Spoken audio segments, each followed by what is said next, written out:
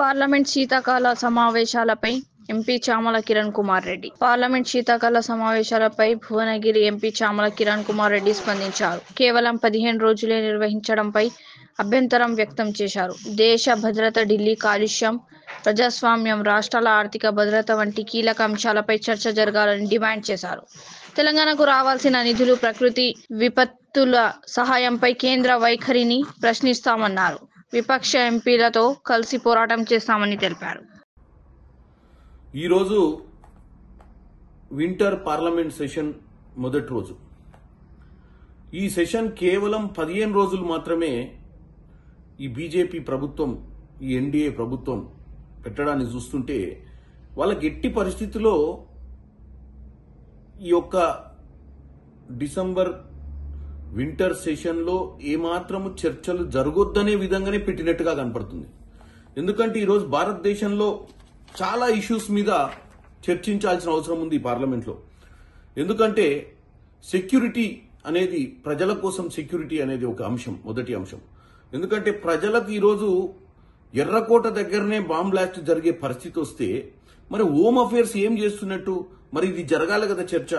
దాంతోపాటు ఈరోజు డెమోక్రసీ మీద సెక్యూరిటీ అంటే ఏదైతే ఓటు హక్కును వినియోగించుకునే పరిస్థితి ఉన్నప్పుడు ఎస్ఐఆర్ పేరిట మీరు ఎంతో మంది ఓటు హక్కులను కాలరాసే ప్రయత్నం చేసి మీరు అధికారంలో పర్మనెంట్ గా ఉండాలన్న ఆలోచనతో ముందుకు పోయే విధంగా ఉంది. అంటే దాని గురించి కూడా ఈరోజు సెక్యూరిటీ ఆఫ్ డెమోక్రసీ అంటారు. మొదటిదేమో సెక్యూరిటీ ఆఫ్ పీపుల్, అంటే ఎక్కడ పడితే అక్కడ ఈ యొక్క టెర్రరిస్ట్ అటాక్స్ అవుతుంటే దాని మీద చర్చ జరగాల్సిన అవసరం ఉంది. పార్లమెంట్ అనే దగ్గరనే కదా చర్చ చేయాల్సింది. మరి మీరు 15 రోజులల్లా మొత్తం పార్లమెంట్ పెట్టి దాన్ని ఆపాలనే ప్రయత్నిస్తారు. మూడో అంశం కూడా చెప్తా, సెక్యూరిటీ ఆఫ్ హెల్త్. నిన్న సాయంత్రం నేను ఢిల్లీలో కాలు పెట్టేటప్పటికి 7 గంటలకు కాలు పెడితే అప్పుడు ఏక్యూఐ లెవెల్ చెక్ చేస్తే 272 ఉంది. వారం రోజుల క్రితం 390 దాకా రీచ్ అయినట్టుగా చెక్ చేసిన నేను. అంటే ఎటు పోతున్నాం మనం? అంటే దీని మీద చర్చ జరగొద్దా? ఇట్లనే ఉంచుదామా ఈ ఢిల్లీ నగరాన్ని, ఇంకా వేరే నగరాలని భారతదేశంలో? వీటి గురించి చర్చ జరగాల్సిన అవసరం ఉంది. ఎందుకు, కారణాలు ఏంటి, ఈ కారణాలను ఎట్లా అధిగమించాలనే చర్చ జరగకుండానే మీరు 15 రోజులలో దీన్ని, ఈ పార్లమెంట్ సభల్ని మీరు తొందరగా పెట్టి మీకు ఏదో నచ్చిన విధంగా నడుపుకొని వదిలేసే విధంగా మీరు ముందుకు పోతున్నట్టుగా క్లియర్ గా కనపడుతుంది. ఇకపోతే సెక్యూరిటీ, ఎకనామిక్ సెక్యూరిటీ అంటే అసలు రాష్ట్రాలకు రావాల్సిన బడ్జెట్, ఇప్పుడు మా రాష్ట్రానికి, తెలంగాణ రాష్ట్రంలో ఉన్నటువంటి పరిస్థితులు, రాష్ట్రానికి రావాల్సిన ప్రాజెక్టుల మీద చర్చ జరగాల్సిన అవసరం ఉంది. సో సెక్యూరిటీ ఆఫ్ ఎకనామీ అనేదే లేకుండా చేశారు. వాళ్ళ ఇష్టానుసారంగా, వాళ్ళకి ఇష్టానుసారంగా ఏ రాష్ట్రాలకు ఏమి ఇవ్వాలనో వాళ్ళు ఇచ్చుకుంటూ, ఈ 18వ లోక్సభలో వాళ్లకు బీహార్కి అవసరమైతే బీహార్కి, చంద్రబాబు నాయుడు ఆంధ్రప్రదేశ్కి అవసరమైతే ఆంధ్రప్రదేశ్కి ప్రాజెక్టులు ఇవ్వాలన్న ఆలోచనతో ముందుకు పోతున్నారు. కేవలం 18th లోక్సభలో వాళ్లకు పట్టు కోల్పోకుండా ఉండాలి వారిని చెప్పి వాళ్లకు ఉన్నటువంటి అలయన్స్ పార్టీలకు మద్దతుగా వాళ్ళు ఒక ఎకనామీని నడుపుతున్నారు తప్ప భారతదేశం మొత్తాన్ని ఒకే ఎకనామీ కింద నడుపుతలేరు. ఇక నాలుగోది పోతే ఈ రోజున్న పరిస్థితి నేచురల్ ఎకనామీ, అంటే నేచర్ ఎకనామీ. అంటే మీరు చూస్తున్నారు, అటు హిమాచల్ ప్రదేశ్ లాంటి కాంగ్రెస్ పాలిత రాష్ట్రాలలో కంటిన్యూగా ఫ్లడ్స్, ల్యాండ్ స్లైడ్స్, హరికేన్స్, భారతదేశ వ్యాప్తంగా అస్సాంలో. మరి ఇవన్నీ కూడా ప్రజలకు ఈరోజు ఫ్లడ్స్ ప్రతి దగ్గర, నిన్న తమిళనాడు, అంతకుముందు ఆంధ్రప్రదేశ్, ప్రతి దగ్గర, ఈవెన్ తెలంగాణలో కూడా ప్రతి దగ్గర ఆర్థికంగా నష్టపోయి రైతులు ఇప్పుడు ఫ్లడ్ రిలీఫ్ ఫండ్స్ కోసం అందరం అడుగుతున్నాం. ఎందుకంటే అక్కడ ఉన్నటువంటి చాలా మంది ఆస్తులను, రైతులను, వాళ్ళ పంటను కోల్పోయే పరిస్థితి ఉన్నప్పుడు మరి ఇవన్నీ కూడా పార్లమెంట్లో చర్చ చేయాల్సిన అవసరం ఉంది. ఈ పార్లమెంట్ ని కేవలం వాళ్ళు ఏ చర్చ పెట్టకుండా నడపాలన్న ఒక ఉద్దేశంతో, మమ అనిపించాలన్న ఉద్దేశంతో నడుపుతున్నట్టు. డెఫినెట్ గా మేము పోరాటం చేస్తాం. ఈ రోజు అన్ని ప్రతిపక్ష పార్టీలు ఈరోజు కలవడం జరుగుతుంది 10ంటికి. కలిసిన తర్వాత ఏం నిర్ణయం తీసుకుంటారో చూసి, ఇవన్నీ కాకుండా మన రాష్ట్రానికి రావాల్సినటువంటి నిధులు, రాష్ట్రంలో పెండింగ్ ఇష్యూస్ ని కూడా మేము డెఫినెట్ గా 0 అవర్ 377 మరియు ప్రైవేట్ బిల్ మోషన్స్ ఏదైనా ఉంటే మూవ్ చేసి మరి వీటిని చర్చ చేయాలన్న ఆలోచనతో వచ్చినాం. కాబట్టి ఎట్టి పరిస్థితుల్లో ఈ 15 రోజులనైనా వాళ్ళు టైం వేస్ట్ చేయకుండా వీలైనంత మటుకు చర్చ చేసి, అవసరమైతే మరి ఒకవేళ చర్చలు ఇంకా పొడిగించే ప్రయత్నం చేస్తూ కూడా మంచిదని తెలియజేస్తున్నాను.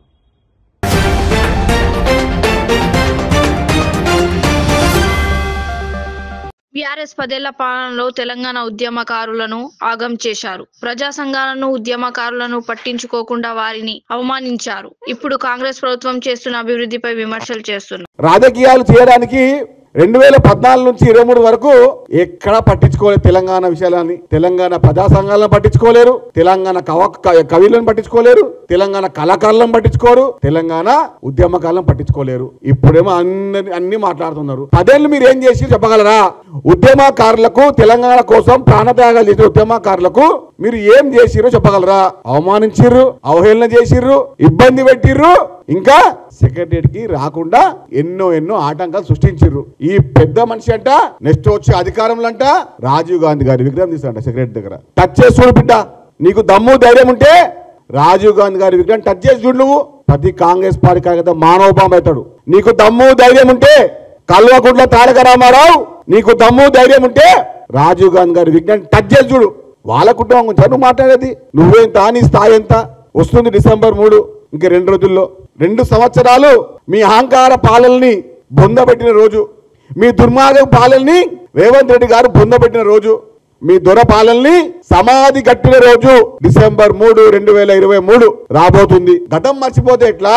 తెలంగాణ ప్రజానికం, తెలంగాణ యువత, తెలంగాణ నిరుద్యోగులు, తెలంగాణ ఉద్యోగ సంఘాలు, తెలంగాణ యావత్ ప్రజానికం గ్రామాన బీఆర్ఎస్ పార్టీని బొందబెట్టిన రోజు.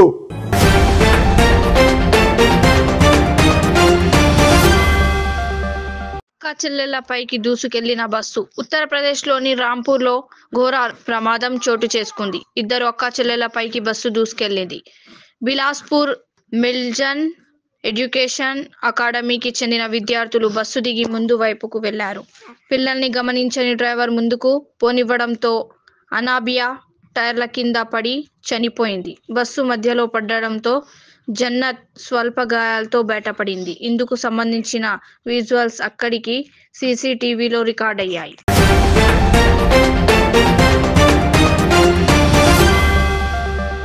ప్రియమైన తెలంగాణ ప్రజలారా, ప్రతి సంవత్సరం డిసెంబర్ 1న ప్రపంచ ఎయిడ్స్ దినోత్సవంగా జరుపుకుంటాం.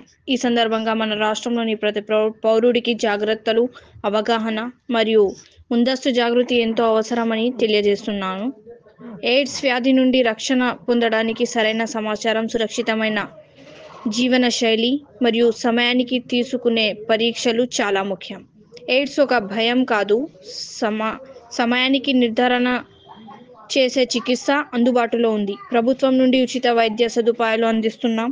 తెలుసుకోవాల్సిన ముఖ్యమైన విషయాలు: ఎయిడ్స్ గురించి అపోహలను పోగొట్టాలి, ఎవరిని వివక్ష చూపకూడదు, గోప్యతతో పరీక్షలు, ఉచిత వైద్య సేవలు ప్రభుత్వ ఆసుపత్రుల్లో అందుబాటులో ఉన్నాయి. యువతలలో అవగాహన పెంపొందించాలి.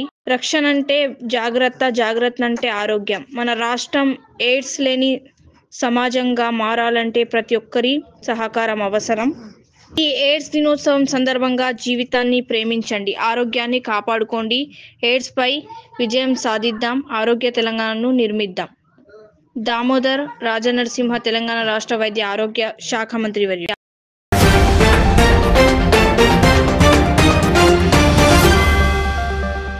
యాదాద్రి లక్ష్మీ నరసింహస్వామి వారి సన్నిధిలో అయ్యప్ప స్వాముల గిరి ప్రదక్షిణ కార్యక్రమం. గిరి ప్రదక్షిణలో వేల సంఖ్యలో పాల్గొన్న అయ్యప్ప స్వామి.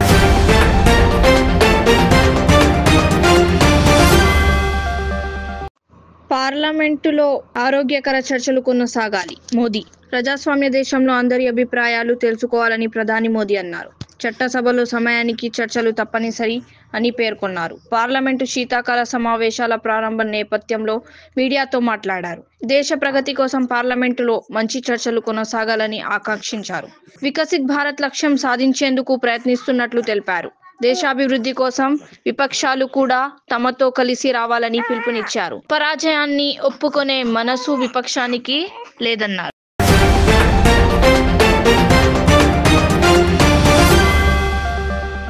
మనోళ్ళు ఏంటో అమాయకంగా నేచురల్ పేజెస్ ఇలాంటివి షేర్ చేయరేంటి అని అడుగుతున్నారు. ఎందుకు చేస్తారు? ఇందులో కాంట్రవర్సీ ఉందా? బాలయ్య కులాన్ని తిట్టే అవకాశం ఉందా? ఇలాంటివి చేస్తే ఇంకోసారి ఆడవాళ్ళ పేరు చెప్పి తిట్టే అవకాశం పోతుంది కదా.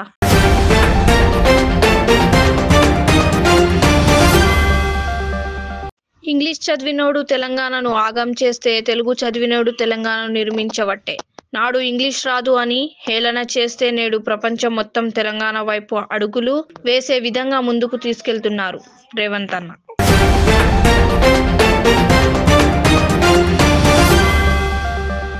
పీఆర్ చట్టం 2018కి తూట్లు పొడిచింది. సర్పంచ్ ఎన్నికల్లో మహిళలకు మొండి చేయి చూపిన కాంగ్రెస్ సర్కార్. గత బీఆర్ఎస్ ప్రభుత్వం 42.9% సీట్లు కేటాయిస్తే ఇప్పుడు 45.41% మాత్రమే కేటాయించిన కాంగ్రెస్ మహిళలను కోటీశ్వరులు చేస్తానని పొంకనాలు కొట్టి కనీసం సర్పంచ్ స్థానాలు కేటాయించని రేవంత్.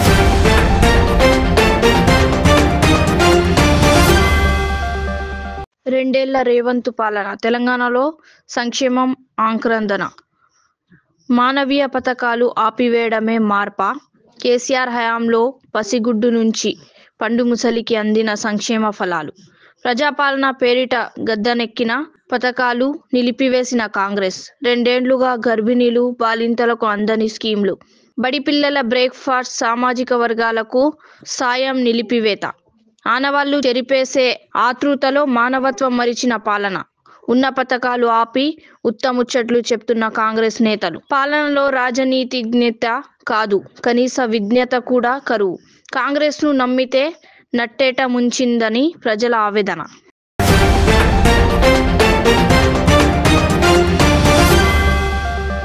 కూటమి ప్రభుత్వ నిర్ణయం రైతన్నలకు వరం. గత సీజన్లో కూటమి ప్రభుత్వం ₹8,800 కోట్లు విలువైన ధాన్యం కొనుగోలు చేసింది. ఈ సీజన్లో సుమారుగా 14,000 కోట్లు విలువైన ధాన్యం కొనుగోలు చేసేందుకు ఏర్పాట్లు చేశారు. ఇప్పటికే ₹54.34 కోట్లతో 3,020 లక్షల మెట్రిక్ టన్నుల ధాన్యం కొనుగోలు చేశారు.